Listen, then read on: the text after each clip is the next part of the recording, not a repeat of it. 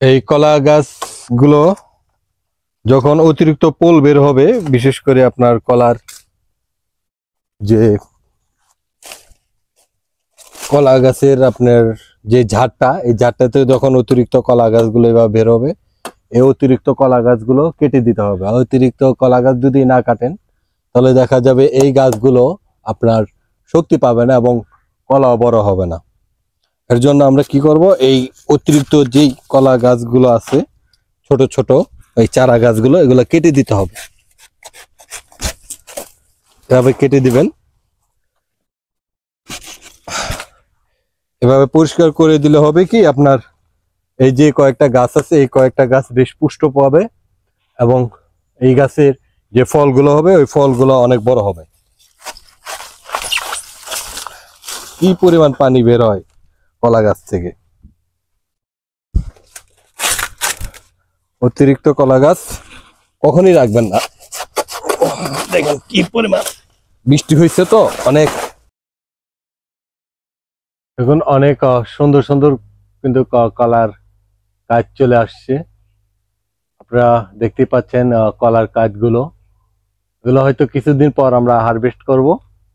এবং যখন বৃষ্টির পরিমাণটা বেশি হবে, বিশেষ করে আষাঢ় শ্রাবণ মাসটা, আপনারা এভাবে কলা গাছের সাথে অতিরিক্ত বাঁশ বেঁধে দিয়ে আপনার ঠিকনা দিয়ে দিবেন এভাবে কলার কাদের সাথে। দেখুন, না হলে কলা গাছ ভেঙে পড়ে, কারণ মাটি নরম হয়ে যায়, কলা গাছ অনেক নরম হয়ে যায় বৃষ্টি পানিতে। তো এভাবে আপনারা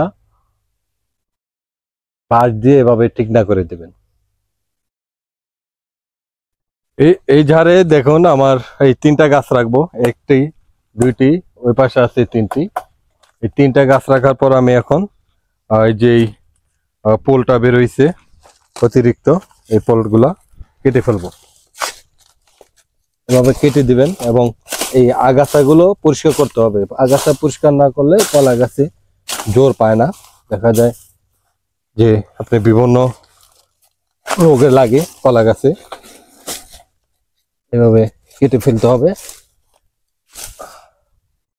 কেটে আবার যে গাছের পাতাগুলো আপনার একটু হেলে পড়ছে সেগুলো পরিষ্কার করে দিবেন। এই যে এটা রাখবেন না, এটাও কেটে ফেলবো আমি।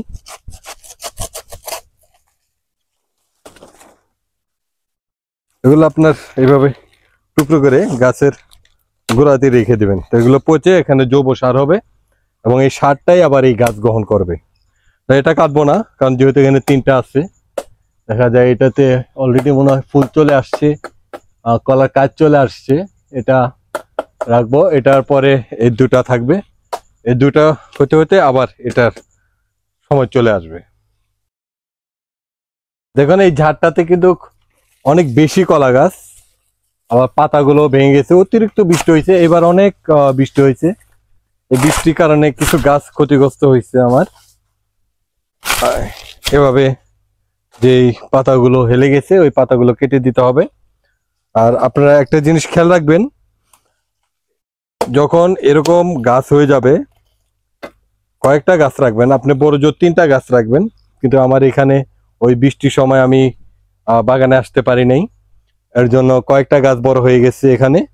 তো যে কয়েকটা গাছ বড় হয়ে গেছে ওই কয়েকটা গাছই রাখবো, বাকি গাছগুলো কেটে ফেলতে হবে। বাকি গাছগুলো কেটে ফেলবেন,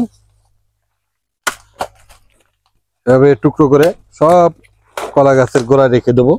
এবং এতে কিন্তু আপনারা 15 দিন বা মাসে একবার কিন্তু আপনাদের রাসায়নিক সার দিতে হবে।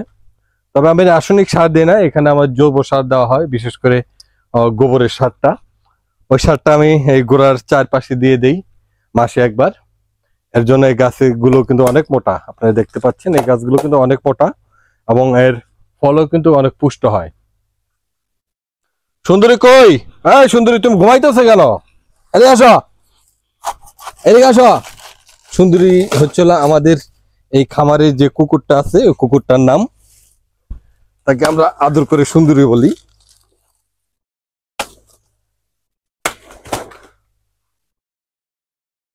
মানে এই ঢাগুগুলো কেটে দিতে হবে, অতিরিক্ত ঢাগা যেগুলো থাকে জঙ্গলে, এই জঙ্গলে কেটে দিবেন। কলা গাছ কিন্তু একটি লাভজনক ব্যবসা, এতে আপনি যদি সঠিক পরিচর্যা করে করতে পারেন ভালো একটা বিজনেস হয় এই কলা গাছে। তবে এটা আল্লাহর একটা নিয়ামত, বিশেষ করে এগ্রিকালচার যে ডিপার্টমেন্টটা, আল্লাহর নিয়ামত সবই, কিন্তু এটাতে মনে হয় আল্লাহ সরাসরি তার নিয়ামত দিয়ে রাখেন, অনেক সুন্দর ফসল হয়।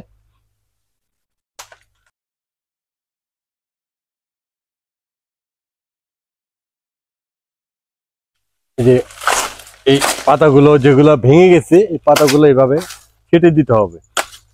পাতাগুলো ছেটে দিলে হবে কি, আপনি গাছের উপরে একটা লোড কম থাকবে এবং এই গাছের যে শক্তিটা এটা সব সময় বহাল থাকবে। এভাবে অতিরিক্ত যে পাতাগুলো আছে এভাবে কেটে দিবেন। অনেক ফুল বের হয়, কারণ বৃষ্টির সিজনে কলা গাছে বেশি ফুল বের হয়। তবে কলা গাছে কিন্তু একটা রোগ হয়, সেটা হচ্ছিল আপনার উপরে যে পাতাগুলো এগুলো খেয়ে ফেলে এক ধরনের পোকা, তখন এই রোগটা কিন্তু বিভিন্ন গাছে ছড়িয়ে যায়। তো সেক্ষেত্রে আপনারা একজন ভালো কৃষিবিদ তার থেকে আপনারা পরামর্শ নেবেন। বিশেষ করে প্রতিটা উপজেলায় কিন্তু কৃষিবিদ আছে, কৃষি অফিসার আছে, তাদের সাথে আপনারা যোগাযোগ করে ওই কীটনাশকটা স্প্রে করবেন। আমার এখানে ধরেছিল ওই পোকাটা, কিন্তু আমি স্প্রে করার পর ওটা ঠিক হয়ে গেছে। এবং কি স্প্রে করতে হয় কলা গাছে সেটা আমি পরবর্তী যে ভিডিওটা আসবে, আমরা যখন এই গাছে আবার স্প্রে করব তখন আপনাদেরকে দেখাবো যে কি কীটনাশক দিতে হয়।